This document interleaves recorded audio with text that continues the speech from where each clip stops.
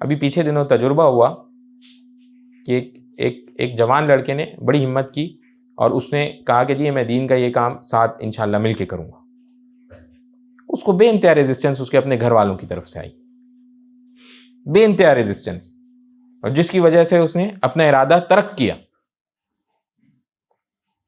اور دین کے جس کام کے ساتھ ملا تھا, اور کوئی مشکل کام نہیں تھا, یہ اس کے بس میں تھا اور کیا جا سکتا ہے. ہم نے بہت دیکھ کے اس کے ساتھ بات کی تھی. ایسا نہیں تھا کہ اس کو خدا نخواستہ گھر چھوڑ کے کہیں جانا پڑتا تھا, اور ایسا نہیں تھا کہ خدا نخواستہ اس کے کوئی جتنے ضروری اعمال ہیں وہ اس سے چھوٹتے تھے, اس کی پڑھائی اس سے چھوٹتی تھی, اس کا کام اس سے ایسا کچھ بھی معاملہ نہیں تھا. اس کے باوجود گھر والوں نے اس کو سپورٹ نہیں کیا. تو میرے بھائیوں, ہم سب یہ حضرات یہ ساری باتیں جان رکھیں, اچھی طرح جان رکھیں کہ دین کے اندر, دین کے کاموں میں, دین کے احکامات میں کسی طرح کا عذر قبول نہیں کیا جائے گا. اور اتنا اپنے اندر, ہمارے اندر اتنا جذبہ, اتنی قوت ہونی چاہیے کہ جو احکامات اللہ تعالیٰ کے ہیں اس کے لیے ہم کھڑے ہونے کے لیے بالکل طریقے سے تیار ہوں. اتنی ہم میں جان ہونی چاہیے. چنانچہ ایک حدیث میں آتا ہے کہ قرآن کی آیت ہے, اس کا ترجمہ ہے کہ اس وقت تک تمہارا ایمان مکمل نہیں جب تک سب سے زیادہ محبت اللہ تعالیٰ سے نہ ہو, اللہ کے نبی سے نہ ہو.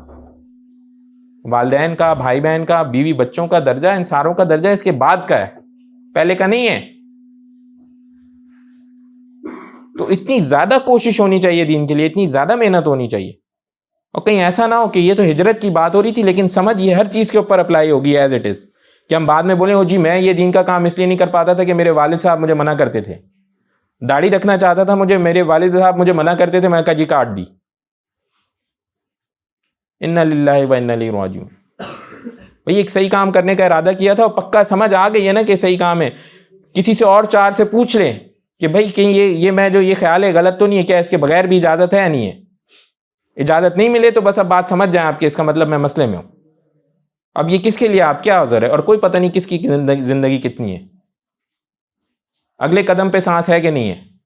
پھر کیا جواب دیں گے فرشتے کو, اس کا عذر کیا بیان کریں گے کہ جی میرے والد صاحب کو پسند نہیں تھی, میری والدہ کو پسند نہیں تھی, میرے بھائی کو پسند نہیں تھی. یہ میں ایک چھوٹی سی بات کی ہے, اور نہیں پتا کتنے کتنے احکامات ہو. فجر کی نماز کے لیے کیوں نہیں اٹھتے تھے جی, وہ بچی میری بیمار ہوتی تھی تو میں نہیں اٹھتا تھا. انا للہ و انا الیہ راجعون.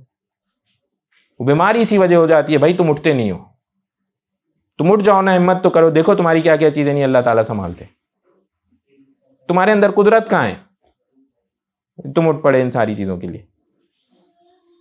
تو اصل چیز یہ کہ اللہ تعالیٰ کو راضی رکھا جائے, باقی سارے معاملہ اللہ تعالیٰ نے چلانے. انسان تو خود چل پھر لے, یہ بڑا کرم ہے اللہ کا. عذر قبول نہیں ہوگا. لہٰذا اس چیز کے اوپر اپنے آپ کو بنائیں, اس چیز کو سمجھیں, اور والدین ہو چاہے کوئی بھی ہو, بڑے ہوں بزرگ ہوں, ان کو سمجھائیں. ہمارا کام کیا ہے, سمجھانا ہے.